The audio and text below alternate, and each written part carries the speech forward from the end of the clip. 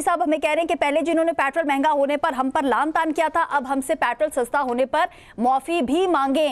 सायरा जी, ये किस किस से माफी मंगवाएंगे, क्योंकि पूरा पाकिस्तान ने उस वक्त इनको लान तान किया था, क्या कहेंगे इस पे?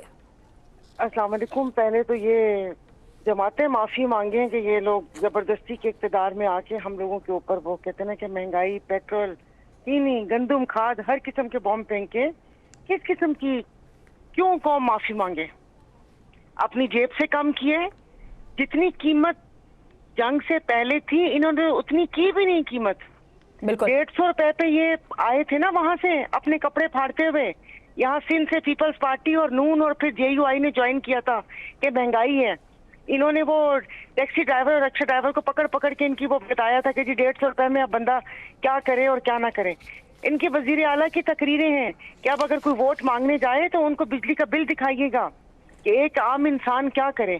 वो 150 रुपए कहाँ, और अभी ये वो कहते हैं ना कि अपनी तरफ से अभी भी कम है। जो पहले था 73, फिर अभी 71 कि 70 है, उस हिसाब से तो उन्होंने कम ही नहीं किया। भाई आप मुझे पेट्रोलियम लेवी का बताएं कि जो बिलावल साहब ने इंकशाफ किया कि वो जी जब सिंध में सैलाब आया था, वो अभी तक सिंध डूबा ही हुआ है, उसमें उन्होंने लेवी लगाई। और उसके बाद जब इस किस्म की चीजें होती हैं तो ये सब एक पेज पर होते हैं, ये सब एक पेज पर होते हैं। और दूसरा, अभी मेरा नाम लेकर एक सवाल पूछा था, ये सेनेट में जब लेकर आते हैं ना भावता होता है, वहाँ पर बहुत बड़ी मंडी लगती है और करोड़ों में सीटें बिकती हैं, तो उसमें ज्यादातर टोबैको माफिया, उन टोबैको माफिया पर टैक्स लगाते नहीं है बेसिकली। और उसके बाद आवाम को एक, या तो भाई आप शुरू से बैन करते हैं, मेरा उस वक्त भी यही था कि शुरू से ये तंबाकू नोशी अब डिब्बिया पे खाली लिख के अपनी वो जान छुड़ा लेते हैं कि तंबाकू नोशी सेहत के लिए मुज़र है। अब एक गंदा सा पाँव या मुंह बीच में डब्बी के ऊपर डालकर लोगों को बता देते हैं। मैं टैक्स के हवाले से बात कर रही थी कि पेशावर में KPK में तो एक फैक्ट्री है कि जिसका वो एक फैक्ट्री पूरी इलाका गैर की तरफ है, जो मतलब जहाँ जो टैक्स फ्री इलाका था, गेट उसका इस तरफ है और वो टैक्स नेट पे है ही नहीं। जितने टोबैको माफिया, जितने बड़े कॉन्ट्रैक्टर हैं, वो सब वहां पर बैठे हुए। तो वो तो अजराहे मजाक एक बात की थी कि जाहिर है जब लोग मुल्क में और ये सिगरेट नोशी है और लोग तो जाहिर है इसको परेशानी खत्म करने का जो आम लोगों से सुनते हैं कि अच्छा भाई ये वैसे मेरे घर में जो एक काम कर रहा था मिस्त्री, ये उसका फिक्र था। जब वो बार बार काम से जा रहा था तो मैंने उससे बोला कि भाई तू काम क्यों नहीं कर रहा? कहना बाजी मैं परेशान हूँ। पुराना जानने वाला था वो। मैं क्या तू कहना परेशानी चूँ मैं 2 कश भी ना लावा।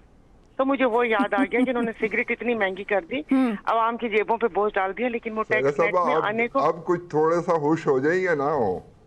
नहीं जी, खुश तो आप ऐसे कह रहे हैं कि जिस तरह वो हो, बाकी चीजें उसी तरीके से तमाम चीजें महंगी है। कल पंखे का वो क्या कहते हैं डिमर खराब हो गया था, वो पता चला एक छोटा सा डिमर 2500 रुपए का आया है और मैंने आखिरी खरीदा था, मुझे याद नहीं है 2 साल या 2.5 साल पहले, वो 1200 रुपए मुझे याद है कि 1200 का था और कल वो 2500 का था। ये छोटी छोटी है ना, नहीं महंगा ब्रांड नहीं है, नॉर्मल ये जो गिजरी वगैरह में अभी तो पता ही नहीं चलता कि फेक क्या चीज है। और यहाँ पर चले सायरा जी जैसे लोग अहमद रियाज साहब अफोर्ड तो कर सकते हैं ना, आम आदमी जो है उसका बुरा हाल है, वो डिमर ले भी नहीं सकता। मैं कर रही हूँ कि महंगाई की क्या ये तमाम चीजें कम होंगी, ये जो किराए बढ़ाए हुए, ये जो तमाम चीजें हुई हुई हैं। आज तो मैं अपनी यूनियन के पास जा रही थी कि जिन्होंने 3 रुपए 15 पैसे गैलन पे पेट्रोल की वजह से 3 रुपए 80 पैसे कर दिया।